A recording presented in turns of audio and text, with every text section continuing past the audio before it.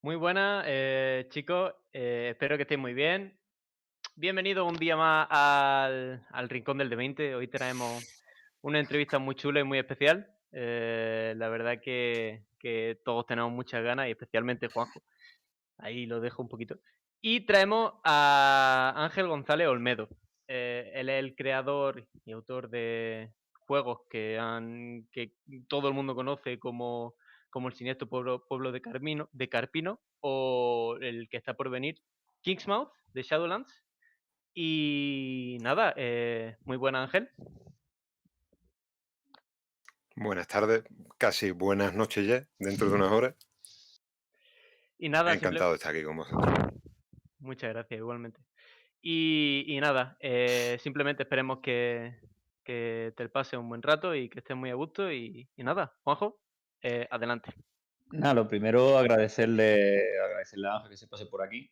Una vez más, ya se lo hemos dicho fuera de, fuera de cámara, pero de nuevo.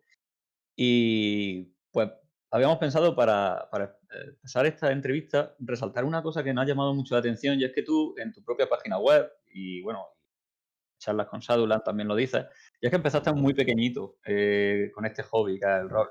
Que con 9 años fue la primera vez que Ujú. jugaste. Y queríamos preguntarte ya no solo cómo fueron tus comienzos, que ya lo has contado alguna vez, sino también cómo crees tú que durante tantos años, porque desde los 9 años hasta una edad indefinida que no voy a decir, si la dices tú si quieres, el rol Tre- ha tenido... 35, 35 el martes. Ah, pues mozalbete. Felicidades adelantadas. No, bueno, el martes pasado, eso Ah, no. vale, vale, pues entonces felicidades retrasadas. Con retraso. Y era preguntarte ya no solo cómo comienza este hobby desde tan pequeño, sino cómo crees tú que ha evolucionado tanto el hobby a lo largo de estos años, cómo lo has visto tú evolucionar y cómo crees que ha Ujú. evolucionado tú, porque claro, es un hobby que te ha acompañado toda tu madurez. Bueno, la evolución del juego de rol, ya se ha hablado y escrito mucho de esto. Responde más a una necesidad de la audiencia, ¿no? Ujú. Con la llegada del vampiro, no la muerte de los sistemas estos de mata-mata, ¿no? Del MERP porque a la vista está de que se han ido renovando, ¿no? El Dungeon Ujú. ha dado unos lavados de caras increíbles. Entonces viene la concepción de los juegos narrativos, después empiezan a venir por el E5A, empieza a venir un montón de cosas más, ¿no? Hasta nuestra época, que ahí pues desde esto que estuvo comentando Marlos, creo, ¿no? El BPTA, ¿no? O PBTA, el sí. tema de los dados o el tema de los dados de colores, ¿no? Ujú. Vale, sí, estos son los tiempos cambian, las narraciones cambian, la audiencia cambia, hay muchos grupos más. Y es evidente que esto responde a necesidades de la audiencia, necesidades sociales. Con respecto a mí, como yo lo he vivido, bueno, me imagino que como la mayoría, ¿no? Esto nos llega un poquito más tarde a los grupos de mesa porque, claro, aparte de que estamos acostumbrados a jugar de una manera, eh, cuando llega un juego, el funcionamiento empieza a desarrollarse en cada grupo a ritmos distintos. En el caso de los no vamos a decir de los viejos, porque como tú has dicho, yo soy un mozalbete. Yo soy un mozalbete todavía. Pero en mi mesa de juegos sí que hay gente, pues, de 30, 40, de gente de toda la vida, ¿no? Y ahí, pues, no es que seamos más resistentes a la hora de acoplar en nuestra mesa de juegos los sistemas nuevos, los testeamos todo, pero sí que yo creo que en lo que viene, cuando aparece un juego de un sistema nuevo o novedoso, yo creo que tarda un poquito en en, en permear en la sociedad. Creo que tarda un poquito.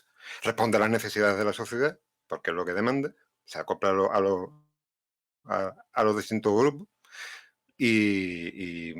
pero claro, tiene un proceso adaptativo. Es como yo lo he vivido, personalmente. Yo no Sí, sé los sí. demás, yo creo que pasará de forma parecida a los demás grupos y las demás mesas de juego. Por ejemplo, el BPTA está ahí, pero yo no conozco que todos lo estén, eh, que todos estén jugando a esa forma de, ¿no?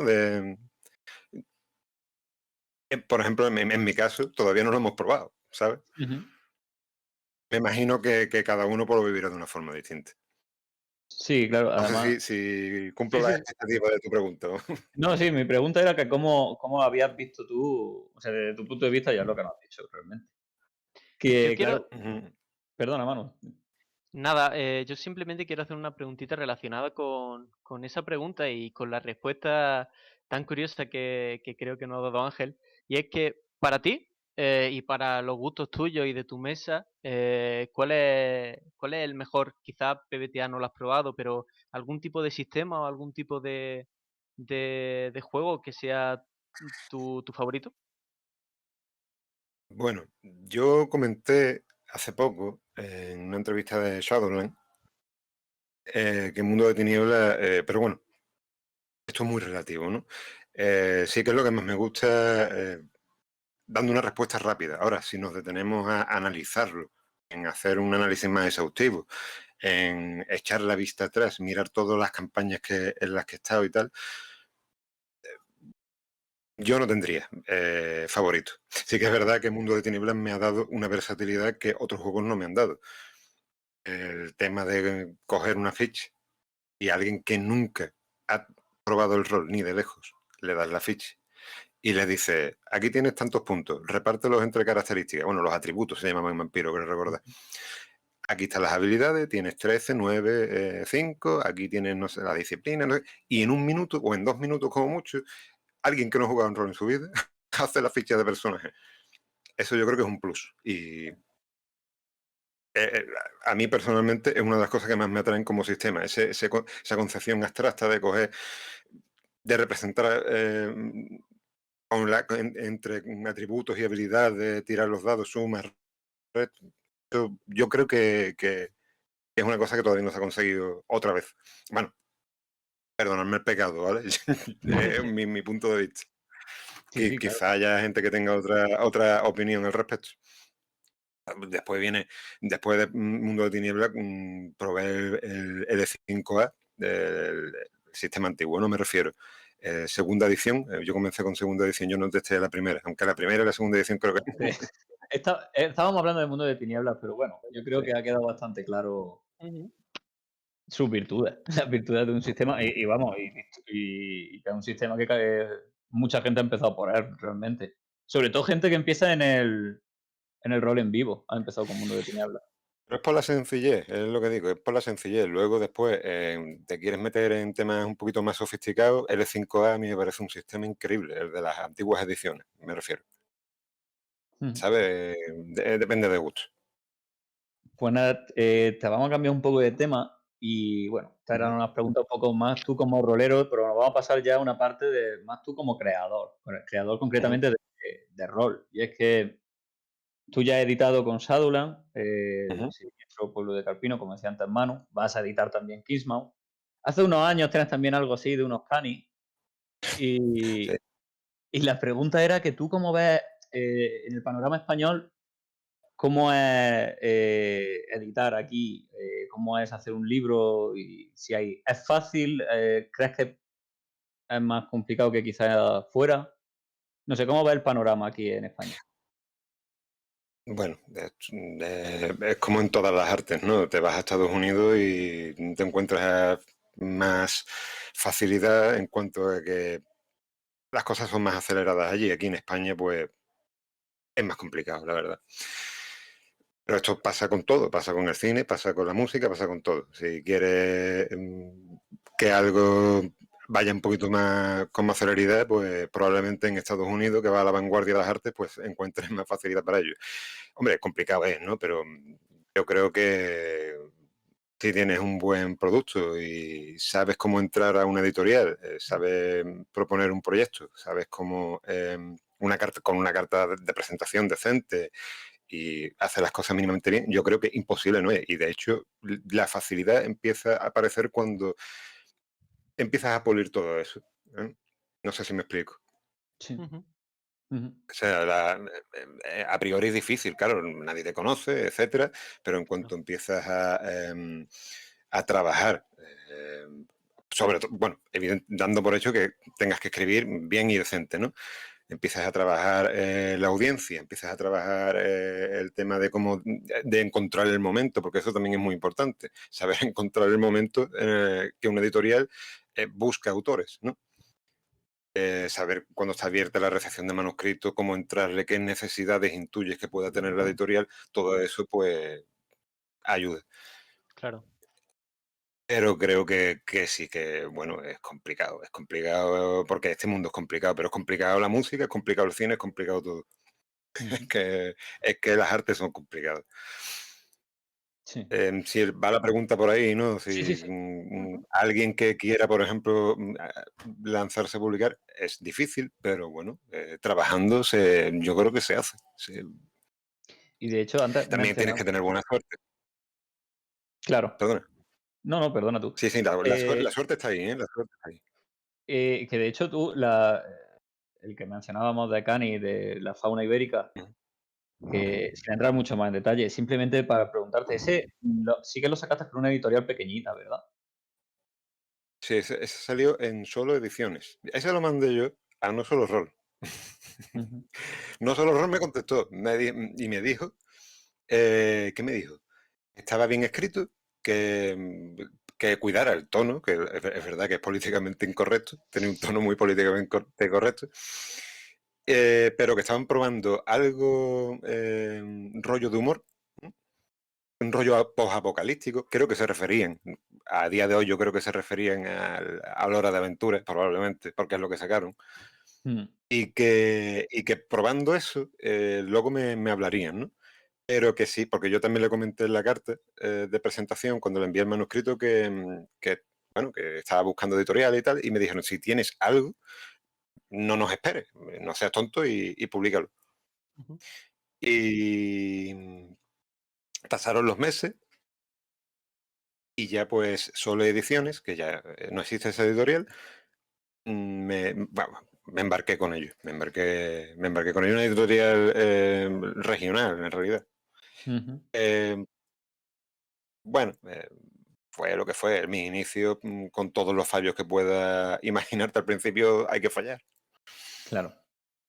De hecho, Algún día, porque los derechos eran de 5 años, los derechos de explotación, ¿no?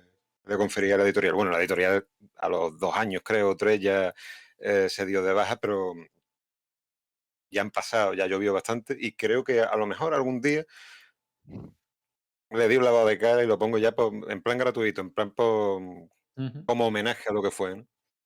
claro. Y por curiosidad de los demás, claro. De hecho, en relación a esta pregunta, hay Ujú, un tema muy curioso, porque es que hace poco vi en Twitter que no recuerdo muy bien, era algún autor de rol y siempre ujú, animaba a todo el mundo a que quien quisiera que Álvaro Loman. enviase, Álvaro Loman. claro, claro, fue Álvaro Loman. Que ujú. enviase sus manuscritos a las editoriales, que decía que las editoriales lo Sí, claro. leían. Otra cosa es que realmente tuvieran medios y tuvieran la forma de poder publicarlo y editarlo, pero que la gente no sea temerosa y que lo envíe. Si tú crees que Sí, tu, sí, que vamos. tu, No. que tu manuscrito es bueno, adelante. No, y puede ser que fuese, creo que Álvaro Loman lo dijo, pero puede que Hiromi también lo dijese, ahora que caigo. Es que el problema es ese, que no recuerdo muy bien quién fue, pero Puede que fuese Hiromi, ahora que lo pienso. muy posiblemente fuera Hombre, Álvaro sí, Loman. sí es por una cuestión de miedo, porque hay una cosa que es un veneno que se llama el síndrome del impostor.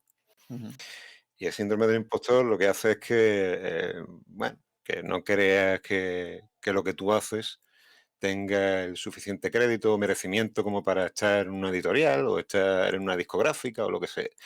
Bueno, yo creo que eso es un veneno, eso hay que quitar. Si hay alguien que crea que está haciendo, vamos, si se ha embarcado a hacer algo, a escribir algún proyecto, es porque cree que de primeras puede llegar a tener una mínima calidad. Yo animaría que lo enviase a las editoriales. Entre otras cosas porque luego esto es un trabajo de fondo. Esto no... Uno envía un manuscrito y bueno, todos más o menos, bueno, o los que tengamos una idea de cómo funciona esto, eh, empieza con las primeras líneas que tú escribas, pero termina con, bueno, con miles de correcciones. Esto es un partido de ping-pong. Se lo envía a la editorial te lo devuelve corregido. Después tú lo vuelves a enviar. Esto es, la pelota va... y que las cosas se pulen y la experiencia empieza por ahí, por empezar a enviar a mansalva. Bueno, a mansalva Ujú. no, a Ramón no le enviéis nada. Es de coña, Ramón, perdona. Pero, pero sí, sí, yo recomendaría que lo hicieran, que lo hicieran a saco, vamos. Además que lo leen, ¿eh? Que lo he hablado con Fran muchas veces y me lo dice, mira, que recibo manuscritos y te encuentras con unas cosas buenas, con potencial. En relación a esos manuscritos que Ujú, comentas y en general un poquito a todo tu proceso creativo, ujú. ¿tiene algún tipo de método que siga a rajatabla a la hora de crear tu historia o simplemente exponerte, pensar qué hacer o fluir directamente? Bueno, yo creo que todo lo, o sea, la planificación tiene que estar, ¿no? Ujú, Pero eso no significa que no haya espacio para que uno fluya, ¿no? Dentro de unos límites de esa planificación. Sí, yo hago croquis, ¿no? Yo hago una escaleta, bueno, escaleta más para la novela, ¿no?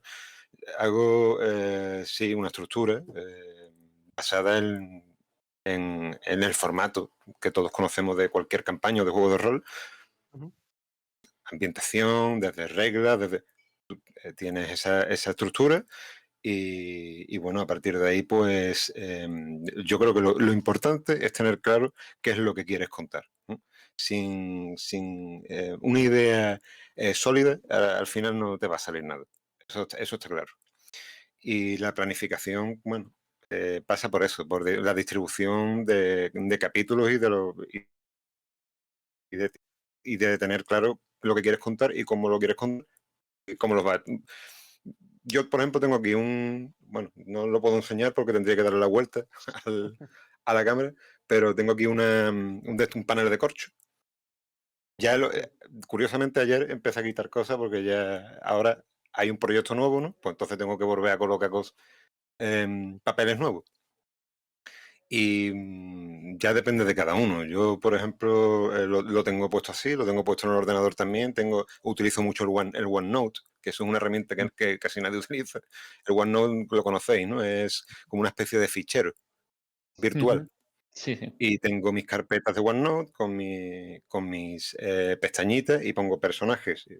O los personajes, escenarios, tipos de escenarios. También es verdad que para crear hombre, yo creo que esto se dice mucho para los escritores de novelas, ¿no? Que cuando escribes novelas, lo importante es haber leído. Yo creo que con el rol también pasa, en realidad. Mm. Yo creo que Ujú. Ujú. hay que leer rol. Yo creo que hay que leer rol. No digo que tengas que saber toda la historia del rol desde Gary Gygax hasta aquí, pero yo creo que hay que conocer mínima, por lo menos mínimo cómo se ha configurado el rol a lo largo de los últimos años para saber lo que la audiencia quiere, ¿no? Y en qué momento estamos. Ujú. Perdona si Sí. me voy por las ramas. Yo es que soy el No, no, especialista número uno en irte por todas las ramas del árbol de para Yggdrasil. para nada, para nada. De hecho, Fran Valverde decía el otro día en uno de sus directos una cosa que es muy similar a lo que tú dices, Ujú, y es que él también lo ujú. aplica a la fotografía. Es decir, para poder hacer Sí, fotografía claro. necesitas ver fotografía. Pues para poder producir rol Sí, sí, sí, necesitas sin, consumir rol. sin duda, Al fin y al cabo, una cosa sin la otra es sin duda. muy difícil que cuaje. Y es más, yo diría que hay, como se dice en la literatura, ¿no? Que hay lecturas obligatorias, entre comillas, ¿no? Aunque yo soy de esa opinión, ¿no? Que hay ciertas lecturas que es muy recomendable para ser escritor haberlas mamado, ¿no?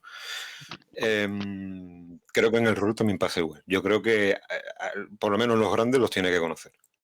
Mm. Una cuestión ya ¿cómo De te cultura diría? general casi, ¿no? Sí, sí, y de saber planificar, porque tú montas una editorial, por ejemplo, tienes que conocer lo que te ha dado éxito, ¿no? Lo que ha dado éxito a otros, ¿no? Ujú. Ujú. Entonces, sí, yo creo que, por ejemplo, los grandes juegos de un Dungeons and Dragons, el BRP de Chaosium, yo qué sé, el Mundo de Tinieblas, ¿no? Todo eso hay que conocerlo, creo yo, vamos, es lo como opino. No significa que venga otro y te cree una maravillosa obra maestra. Y te cambia los esquema. Pero creo que debería conocer lo clásico y lo que ha funcionado, ¿no? Si Sí, al quieres final, dedicarte a esto económicamente, claro. Claro, incluso al para final, romper los esquemas tienes que saber de dónde vienes. O sea, Totalmente, No existe Picasso sin totalmente. Goya, por ejemplo. Ujú, Te queríamos preguntar ya, entrando un poco más en las obras que has publicado recientemente, vamos a empezar por la que ya está publicada, que es El siniestro pueblo de Carpino. Y tengo ujú, entendido que es una aventura que tú ya creaste hace años y que decidiste mandarla a Shadowland. Y la pregunta era, ujú. ¿qué tal había sido la acogida que había tenido? ¿Cómo fue el proceso de publicarla? Y no sé, ¿cómo has visto tú, sobre todo la acogida por parte del público? A mí, pues, ha sido grato, ha sido un soplo de aire fresco porque, bueno, después de lo del Cani, que se quedó ahí en stand-by, por decirlo de alguna manera, yo, pues, me pegué una temporada que no escribía, bueno, escribía para mí y diversos proyectos que están por venir, ¿no? Que también están ahí guardados en la antecámara. Y lo del Siniestro Pueblo de Carpino fue porque, eh, después de tantos años, una y otra vez, retomando esa partida, ese one shot, que se puede, no es solo un one shot, también puede extenderse a una segunda sesión, o una tercera incluso se llega a extender a veces. Digo, ¿por qué no la escribo? La escribí, la mandé a Shadowland, ellos la cogieron, yo me olvidé. Y como vi los anuncios todos recordamos que Shadowland al principio ponía muchos anuncios en Facebook, en las redes sociales, ¿no? Nueva editorial de juegos de rol, no sé si os acordáis de eso. Y siempre estaba lo de los tentáculos, siempre salía con el tema este de mucho, muy Lovecraftiano, ¿no? Por decirlo de alguna Mm, manera, la imagen que transmitía. No sé, me dio buenas vibraciones enviárselo y cuando lo leyeron, pues me enviaron una respuesta grata sobre el manuscrito. Me dijeron que tenían intención de publicarlo si me parecía bien. El proceso fue divertido, no hubo mucho que tocar. em, a nivel de corrección y tal, de sugerencias, también me sugirieron unas cosas. Ese proceso fue, pues, divertido y después, cuando ya se publica, cuando empieza la promoción, empieza a abrir bocas y empieza a venderse, pues, bueno, yo mantuve pues, el contacto con Fran me comentaba, Marlock también, ¿no? Cómo iban las ventas y tal. Y bueno, la verdad es que no hay mucho que decir, la verdad es que me fue grato, fue grato. No hubo, no hay nada negativo que se pueda decir al respecto. De hecho, se han vendido todas las unidades, ahora se va a sí. reeditar de nuevo. Ujú. por cierto, estoy deseando que se reedite porque la verdad que le tengo muchas ganas a esa. Desde siempre, ¿eh? Sí, pero es verdad que se acabó como rapidísimo, ¿verdad? De repente Sí, se vendió sí, totalmente. sí, O sea, eso está sí. bastante chulo. Bueno, Y ya ves, la verdad que no, que te da bastante alegría, ujú, ver que tu producto pues sea. Y Ramón también, ¿no? Ramón Mansalva, ¿no? ujú. Las partidas que hizo de verlo, ¿no? En YouTube y decir, coño, pues mira, al final una cosa que llevaba jugándose en Granada toda la vida y ahora se está jugando por otras partes, ¿no? De España. Eso fue, bueno, pues un orgullo, ¿no? Además que tiene que ser muy curioso una aventura que has estado creando tú, ver cómo la coge un máster, la deforma, la cambia y ver cómo la Ujú. juega otra mesa, tiene que ser algo bastante chulo también. Sí, de hecho, Sí. quería enfocarte un poquito una pregunta así. Cuando ves que la gente de repente, bueno, una vez que han comprado la aventura y empiezan a Ujú. sacar en YouTube, en stream o cualquier cosa, tus partidas y tu creación, ¿qué piensas? ¿Cuál es esa sensación? ¿Te refieres cuando estoy viendo partidas, ¿no? Que están haciendo Sí, sobre sí, mi creación, ¿no? sí, sí. Em, no sabría decirte. Bueno, me quedo. se ha desconectado, ¿no? Me quedo Sí. nada, pues, me gusta, me encanta la sensación, ¿no? Yo me acuerdo cuando, creo que la primera fue de Ramón, ¿no? De hecho, puso Ujú. Ramón con la partida. Yo venía del trabajo, o sea, ya había empezado la partida cuando... No, no, perdona, no venía del trabajo. Yo entraba de noche, por lo tanto yo no podía ver la partida. Claro. Yo no podía ver la partida porque estaba trabajando. Y ya la vi al día siguiente por la noche. Y sí, la verdad que la sensación que te queda es bonita, es bonita. Te quería preguntar también sobre, ya te hemos preguntado sobre tu última obra, ahora sobre la siguiente, que va a ser Kingsmouth, Ujú. también con Shadowland, donde se va a mezclar el sistema de D&D con un poco un lore de los crastianos, Sí. cazuliano. Y la pregunta era, ¿cómo surge esta idea? Porque me parece una idea muy chula, porque realmente son los dos Sí. juegos de rol que a cualquier rolero le preguntas por un juego, yo creo que son los dos primeros. Al menos la gente que quizás no ha jugado, que ha jugado menos, son los primeros que se le viene a la cabeza. Y mezclar esta ambientación me parece muy chulo, pero también incluso arriesgado, porque uno es totalmente, bueno, no totalmente, pero épico, como el D&D, donde te puedes Ujú, enfrentar a una tarasca y el ujú. otro es un juego en el que no tienes nada que hacer contra esas criaturas. Entonces, ¿cómo es también el proceso de mezclar ambos mundos? Buena pregunta. Bueno, el impulso lo dan otras mentes, ¿no? Ujú, Concretamente gente de la editorial. Yo había mandado unos one shot, unos shadow shot, ¿no? Como le dicen la gente de Shadowland. Uno muy clásico de D&D, otros revestían un tinte más tenebroso, más Lovecraftiano. Marlock me había dicho de si me podía marcar, yo creo que ya lo estaba gestando él, ¿no? Si me podía marcar un shadow shot más lúgubre, ¿no? Y les envié dos one shot y ya Fran y Marlock me dijeron, mira, esto que es para... los Shadow Shot no eran para Dungeon and Dragon, solo uno para Dungeon and Dragon y los lúgubres que digo eran para la línea de Chulo, ¿no? Del BRP de Chaosium.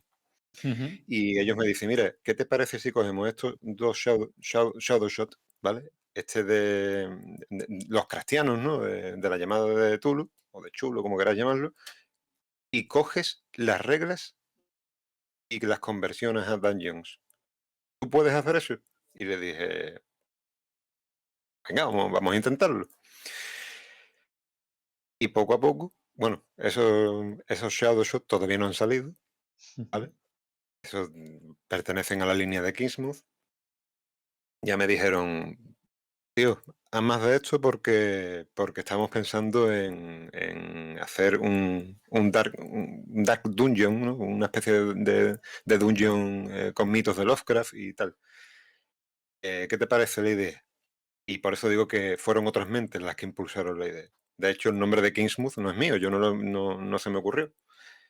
Yo empecé a crear la ambientación y ya Fran me comentó, creo que fue Fran, me dijo el nombre de Kingsmouth, que creo que es de Calmuj, el que hace los planos, Ujú, sabéis quién es, ¿no? ujú. Uno de los diseñadores. Y me pareció brillante, ¿no? Eso de coger el nombre de Kingsport, que es una de las ciudades de los escritos de Lovecraft, y coger el nombre de Innsmouth, ¿no? Eso. Que es el relato de los profundos, ¿no? Ujú. Archiconocido, mezclarlo y dije, pues la verdad que se ha marcado un buen nombre y eso pues con las ideas que ya tenía, pues de ahí surgió la idea. ¿Y Ah, qué tal ha sido hacer esa mezcla? ¿Has tenido que tirar de cordura para hacerla o no? Bastante, bastante, porque la verdad es que, mira, el oficio de escritor, ¿no? Requiere de escribir un montón, de escribir mucho. Y las cosas deben macerarse para que salgan bien. Y a menudo, pues, ¿cómo lo diría? Kismuth es de esas pocas cosas que han salido tan con una fluidez que a mí mismo me sorprendió. De hecho, lo hice en un tiempo récord y lo hice en tan tiempo récord, en tan poco tiempo, que me mostré suspicaz ante mi propio producto.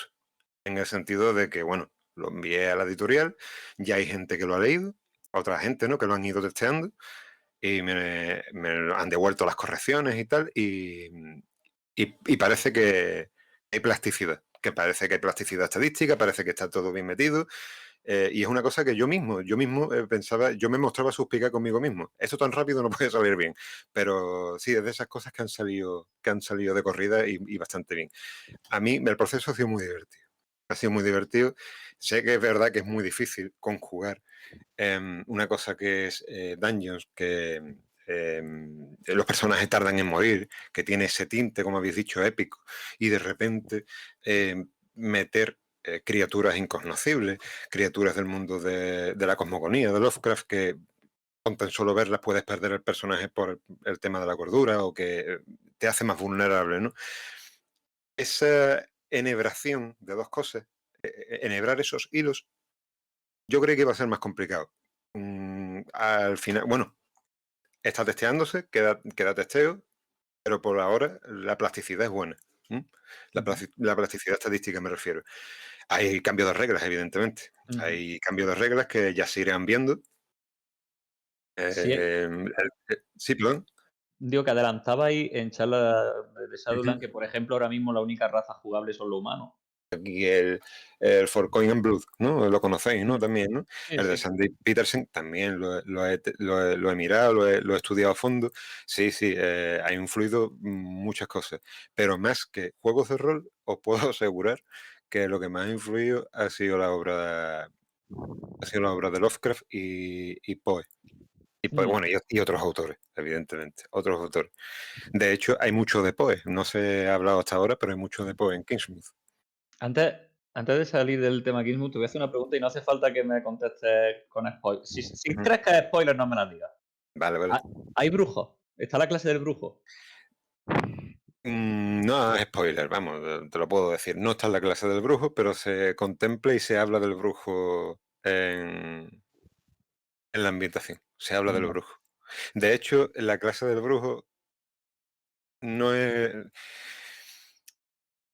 Te lo digo, ¿vale? No es, Vale. no es brujo como tal, estadísticamente. El brujo es una condición social. Vale, Es, por decirlo de alguna manera, un mal empleo o un indebido e inmoral empleo de la magia. El que hace el brujo. vale. No es como en quinta edición, que es que ha hecho un trato con... Vale. Eso quedará para desarrollo todavía, Muy pero se bien. contempla. Bien, bien. Yo tengo una preguntita en relación a Kingsmouth, no quiero salir todavía, pero solo Ujú. una preguntita. Eh, en relación al sistema de cordura, hemos visto que va a ser algo diferente. Uy, Uy, se ¿qué suena está por el pasando? sonido.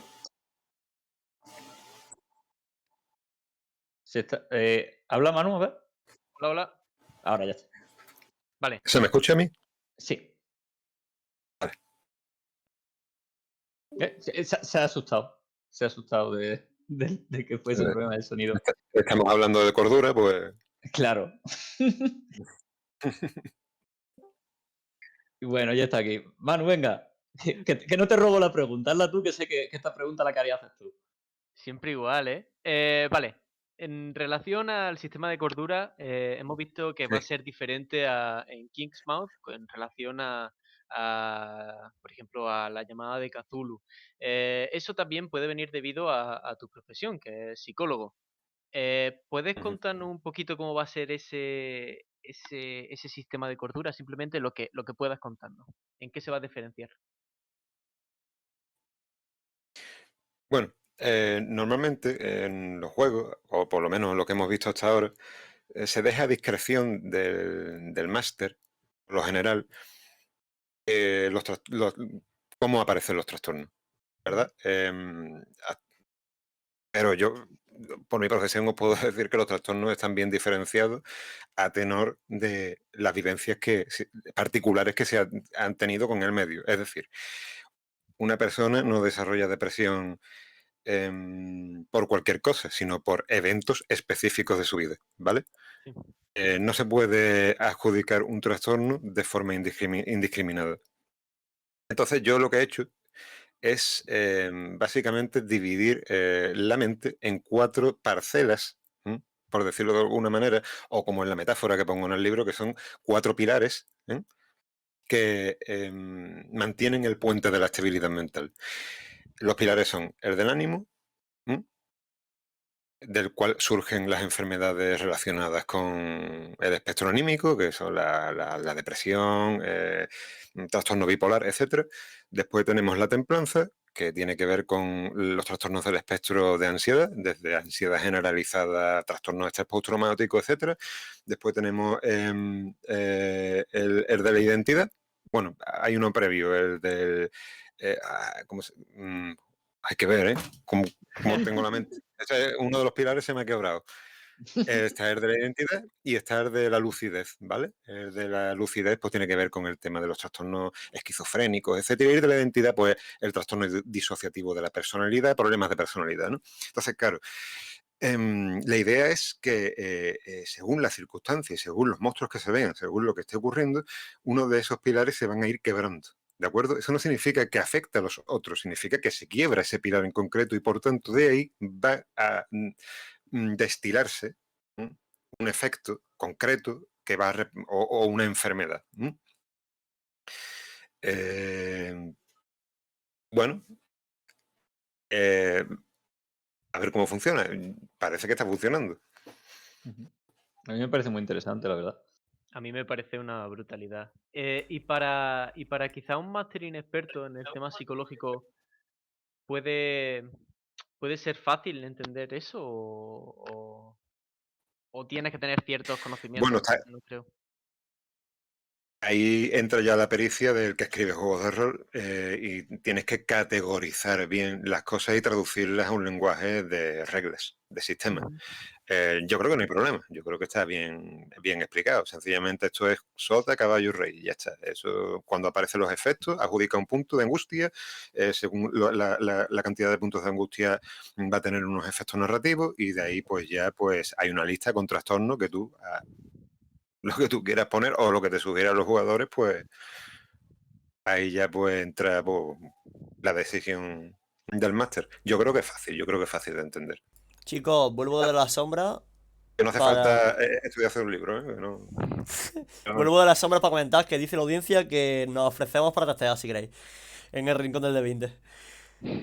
Ah, eso lo dice la audiencia, además, ¿eh? Eso lo dice la audiencia, ¿eh? La la audiencia audiencia dice que decide. nosotros nos ofrecemos. Bueno, Bien, eso ya- bien. Manu, tenías también una pregunta que iba por este lado, ¿no? Quiero hacer dos preguntitas más. Una relacionada sin querer salir de este tema y una segundita que la vamos a hacer después. ¿Crees? Sé que al fin y al cabo no deja de ser un juego, no deja de dar ciertas pautas y está escrito un poco de una manera que sea legible para cualquier persona, pero ¿crees que entender un poquito esos pilares va a ayudar a la gente, ya sea que el máster o la gente que vaya jugando, a entender un poquito más ese psique, cómo funciona un poquito solo la mente humana? Y que no todo se atribuya, te ha pasado algo, va a generar un trauma. Bueno, esto es como todo. Los juegos de rol también se alimentan de no solo de la pericia de quien lo juega, sino también de el material que lleves en la cabeza, ¿no? Si tenemos un máster que le gusta estos temas, pues puede sumar. Pero eso no significa que lo básico, la calidad básica, no esté. Eso es de base. El tema todo lo que traiga ya en su cabeza, todas las lecturas que traiga en su mochila, en su espalda, pues pueden complementar y hay a ver, los trastornos que yo he puesto no son todos los trastornos del mundo, ni todos los trastornos que están en el DSM-5, que creo que van por el Claro, 5, que claro. es el manual de criterios diagnósticos de la OMS, ¿no? están los más clásicos, ¿no? La depresión, el trastorno bipolar, ¿no? Que hemos comentado antes, el trastorno de estrés postraumático. En fin, hay como 4 o 5 trastornos, creo recordar, por cada pilar. A partir de ahí, la inventiva de quien venga, pues es bienvenida, evidentemente. Sí, puede sumar más, claro.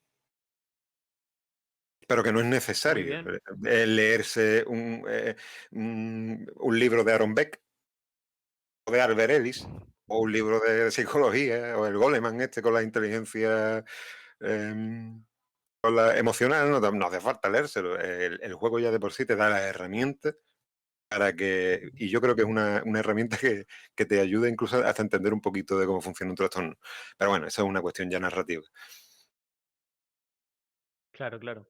Y tú como psicólogo, ¿piensas que el rol puede tener de alguna manera algún tipo de fin terapéutico?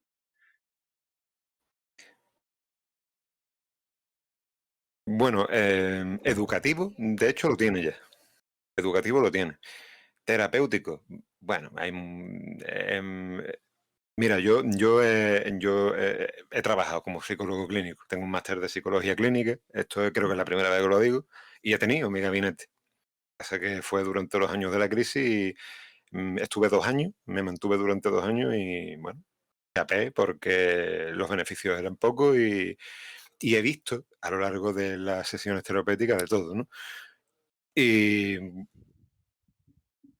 el rol fin terapéutico. Bueno, se podría decir que como cualquier otra actividad lúdica, otra actividad que provoque bienestar en la persona, puede ayudar, claro que sí, claro que sí. Que eso siempre y cuando hay una buena planificación de las actividades agradables. Pero bueno, ya me estoy otra vez metiendo por las ramas. Tampoco me voy a poner aquí ahora Ok, a la daros pregunta no era, teorías de psicología, pero la pregunta no era fácil, sí. también te digo. Claro, claro, es una No, pregunta que suelta ahí, pero eh, tiene mucho trasfondo, claro. Vamos a dejarlo en plan, vamos a sintetizar. Depende del paciente, depende del paciente. Ujú. ¿Y nos puedes comentar cuál es, o al menos cuál es el que tú sabes que tiene? Has dicho que tiene un fin, desde luego tiene un fin educativo. ¿Cuál crees Sí, que es lo ese tiene, fin lo tiene. educativo? De hecho, en Argentina, quiero recordar, y estos son artículos que han llegado hasta la universidad. Cuando yo estaba estudiando en la universidad, nos pusieron un artículo de eso. En Argentina, en las clases públicas, se ha jugado el rol. Tú imagínate em, un profesor de historia, ¿vale? Vamos a poner un profesor de historia. Ujú. Estoy hablando de la corte de los Austrias, Felipe IV, ¿vale? Allí con el conde duque de Olivares, con el Luis Pacheco de Narváez, que era el de esgrima, el Quevedo por allí por la corte poniendo los corrales estos de comedia, ¿no? Allí en la corte. Bueno, los corrales de comedia eran fuera de la corte, pero haciendo obras de dramaturgia allí, ¿no? En la corte de los Austrias. Tú imagínate todo eso, explicárselo a los niños, ¿no? Y ahora imagínate, en vez de darle toda la chapa de lo que había en aquella época, decirle, bueno, tú vas a ser tal cortesano, tú vas a ser, y empiezas a darle un papel, ¿vale? Con 2 o 3 características, en plan ahí muy abstracto todo, y se lo endiñas a cada niño, ¿vale? Y le haces participar uno por uno eh, sobre algo que ocurrió en el siglo de oro, ¿vale? Yo creo que el divertimento eh, es un arma poderosísima para la memoria, para afianzar la memoria. De hecho, la memoria se estimula a través de las emociones. El rol es una actividad lúdica, además cooperativa. Yo creo que a nivel educativo es algo que se subestima a día de hoy. Yo creo que habría que darle un poquito más de viveza en las aulas. Así que si hay algún profesor por ahí hablando, escuchando lo que estoy diciendo, que se anime. De hecho, tus Sí, sí. palabras no van a caer en saco roto porque de hecho hay una profesora por aquí que es nuestra compi Ainu y ella está muy, muy, muy, muy a favor del rol como elemento educativo y cómo puede ayudar en la aula. Así Tenemos una que, segunda Pues para mí. profe, tenemos una segunda profe, Roland Libitum, Ujú. que te está dando la razón totalmente. claro, Está totalmente de acuerdo contigo también. Pues te quería hacer una pregunta que, cambiando totalmente de tema y ya para terminar, y es que además de rol, está escribiendo una novela que Sí. además, si, corrígeme si me equivoco, pero tienes también una web y un podcast en el que narras como si fuese el protagonista de esa novela. Y era por si nos querías contar un poco acerca de ella, de cuándo se espera, eh, si sabes cuándo se va a publicar o, bueno, que nos cuentes lo que te apetezca un poco. Bueno, está en ciernes, es una cosa que todavía no tiene fecha, pero sí se está trabajando ya se está trabajando en serio. El Bardo, que es el nombre del podcast, Ujú. el nombre del bardo es Dragos Corneli, que es el protagonista de la obra. Realmente son dos personajes diferentes. A mí no me gusta, yo los disocio, ¿vale? De hecho, el bardo es un personaje que sitúo realmente en Kingsmouth. Mm. Últimamente mi imaginación está en un callejón de Kingsmouth, en una trastienda con su librería y sus historias, y no tiene nada que ver con el Dragos Corneli de la obra. Sin embargo, pues bueno, un día pues lo llamé Dragos Corneli porque tampoco sabía el alcance que iba a tener el podcast ni las ambiciones que tenía al respecto. Era una cosa que estaba probando, ¿no? Como cuarta categoría de mi página web. Sé que con el tiempo, pues bueno, pues lo pondré otra vez en marcha, ese podcast que se ha quedado parado por las cuestiones que te comentaba antes, que he tenido que mudarme otra vez, de nuevo. Y ahora tengo que establecerme y estoy viviendo una época que estoy saliendo de una época complicada por problemas, ¿no?, personales que todos tenemos. Y bueno, ahora retomaré otra vez lo del podcast. La novela, ahora yendo a la novela otra vez. Yo es que tú imagínate el Yggdrasil, ¿vale? Pues ahora estoy en Valhalla, ahora estoy en Midgard, ahora estoy en un reino cada vez en mi cabeza. Yo es que me divago mucho, perdona. Es el No, defecto no que te tengo yo. preocupes. No te preocupes. Y la novela, pues te puedo adelantar, la novela tiene una de las señas que tiene la novela es el lenguaje de Germanía. Mm. A mí me fascina la época del siglo de oro. Me fascina Quevedo, sobre todo por el tema este que le meten en la Germanía. Cervantes también utiliza mucho el lenguaje de Germanía. Pero es que yo tenía la necesidad de meterlo. Entonces, claro, es una novela de fantasía con claros tintes del siglo de oro español, pero no tiene nada que ver con el siglo de oro español. Eh, Hay otros elementos fantásticos que ya se irán hablando. Y bueno, es algo que escribí hace tiempo. Es algo que escribí hace tiempo. Ahora es cuando me he vuelto a reencontrar con la novela. Le he dado otro lavado de cara, estoy trabajando en ella estamos trabajando en ella. Y es que no sé hasta qué punto te podría contar algo de la No, pues novela. Es nada, que nada. no. Lo que tú quieras.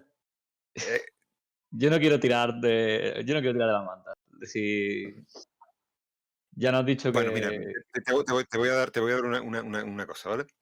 Em, El lenguaje en el que está escrito en Germanía. Aún así se lee muy fácil. No es algo difícil. Por mucho que tenga términos de Germanía, el contexto, ¿vale?, de la exposición del texto hace que se entienda muy fácil. ¿De acuerdo? Que no hay dificultad por los términos, ni es engorrosa, ni mucho menos. Y es hay magia, ¿vale? Pero la magia la tienen los bardos.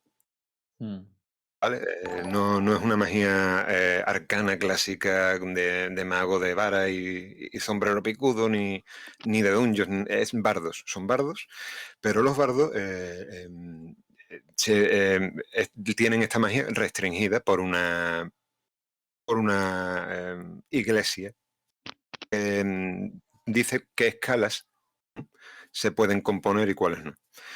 El protagonista vuelve después de 11 años a una ciudad y vamos a dejarlo ahí, ¿vale? Vamos a dejarlo Que ahí. tampoco quiero explayarme mucho. Me ha llamado la atención eso de que se prohíban escalas, cosas que pasó de verdad. Se prohibían Sí, sí. ciertos. No me acuerdo cómo tiene el nombre, pero como empiezan los Simpsons de tan, tan, tan, eso estaba prohibido por la La escala iglesia. diatónica. Sí, puede ser. Sé que Pues, estaba. Sé que estaba prohibido, entonces me ha llamado la atención simplemente. Yo, antes de despedirme, quiero hacerte una preguntita que me parece muy curiosa porque hace poquito, de hecho, justo después de contactarte, lo vimos, y es que Ramón Mansalva, que ya ha salido mencionado hace un ratito, va a hacer una charla en la NetCon sí. hablando acerca de redes sociales y el rol y cómo influyen entre ellas. Sabemos que tú, desde tu punto de vista también, tanto como rolero como psicólogo, vas a estar ahí. ¿Qué nos puedes contar? Cositas así en plan acerca de lo que se va a tratar, porque yo creo, personalmente, que es un tema bastante interesante a tratar, porque muchas veces no nos damos cuenta y es algo que está en nuestro día a día y, y no sé, me gusta mucho. Perdona que te corte, Ángel, antes de que contestes. ¿Queréis que desde la audiencia lancemos algunas preguntas? Para que vayáis escribiéndolas si queréis. Vale, Hombre. pues si tenéis alguna preguntita, escribidla en mayúsculas y le echamos, Sí, y le echamos un ojito y ahora la leemos. ve comentado tú, Ángel, y que la gente vaya preguntando. Vale. Bueno, sobre esta charla, poco te puedo hablar más de lo poco que he hablado con Ramón. Va a tratar sobre redes sociales, sobre inseguridades, sobre cómo se configura el rol en la vida, en, en la vida de las personas, a nivel de esto, de redes sociales, de yo, claro, todavía no tengo un croquis de lo que voy a hablar, la verdad. De hecho, para estas cosas, la verdad es que mm, nunca me hago un croquis en mi cabeza, sino que sencillamente lo que vaya saliendo.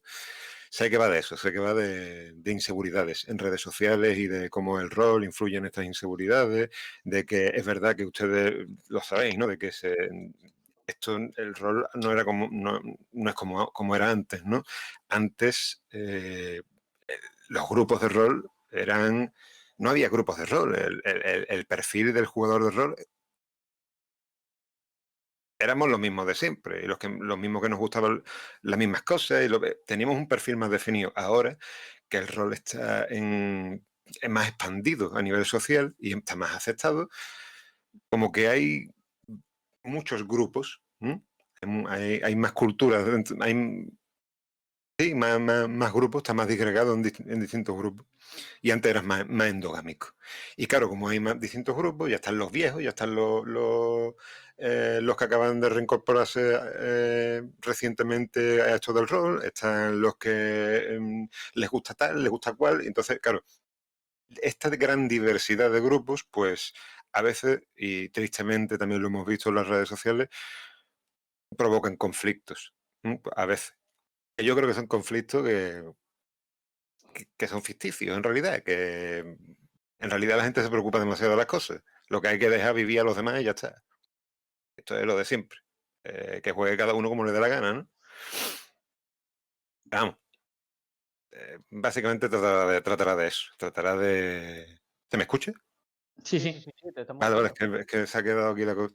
Básicamente tratará de eso, de inseguridades, a la hora de lanzarse, bueno, yo de todas formas, como ya pues, el conocimiento psicológico es una cosa que se activará, el clic se activará cuando proceda en la charla. Vamos. Lo que sí está claro es que debatir no voy a debatir.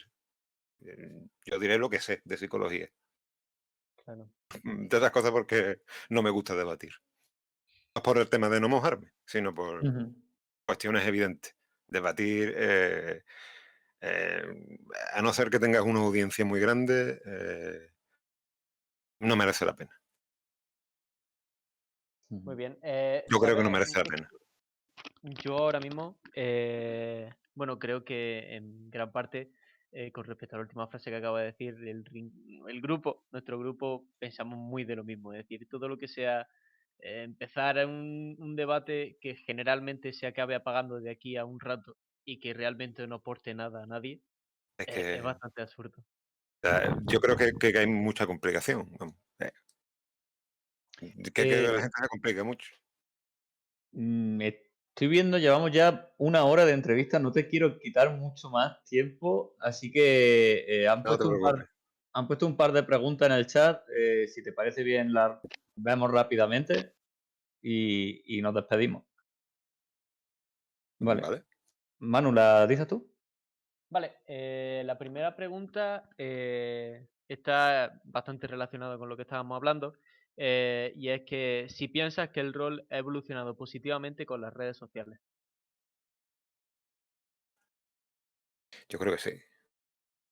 Sí, Yo creo que sí, que el tema este de, bueno, ya no solo por las partidas online, ¿no? Que es otra forma de jugar y ha abierto escuelas. Yo creo que también el tema de hacer comunidad, ¿no? De conocer otras personas, de compartir, ¿no? Yo creo que es indudablemente positivo. mm. Y ya para ¿Querías decir algo, terminar, Juanjo? Ah, vale, perdón. sí, nada, para terminar, nos preguntan, el moderador mismo me está preguntando, yo creo que ya se ha hablado un poco de esto antes y era los pasos que sigue a la hora de montar una aventura. Antes sí que nos contabas que tú te haces un croquis y tienes tus personajes, tienes tu... Entonces, no sé si quieres añadir algo más a eso. Bueno, una aventura es diferente de crear una campaña o un juego de rol. Una aventura, pues sí hay que tener en cuenta, por ejemplo, las dificultades, modularlas. Creo que el tono de la historia debe cuidarse de principio a fin. En una campaña es más difícil mantenerlo todo porque tocas muchos temas, ¿no? En un one shot o en una aventura, yo creo que sí, de principio a fin tiene que haber una homogeneidad en el tono.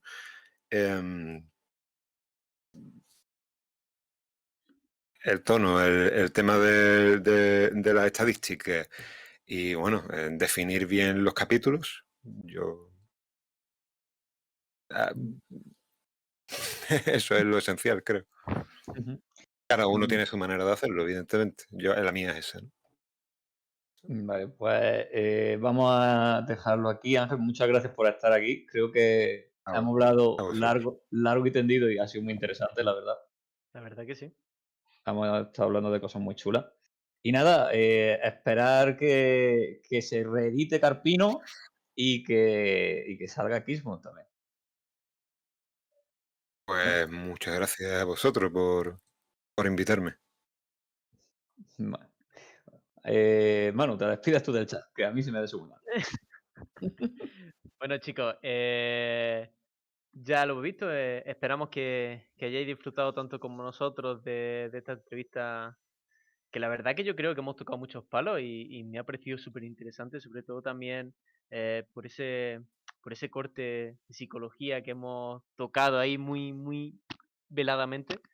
Y nada, chicos, nos despedimos. Ángel, un auténtico placer. Eh, esperamos que tú también hayas disfrutado y nada, Sí, claro que sí. nos vemos en la siguiente, chicos. Hasta luego. Hasta luego.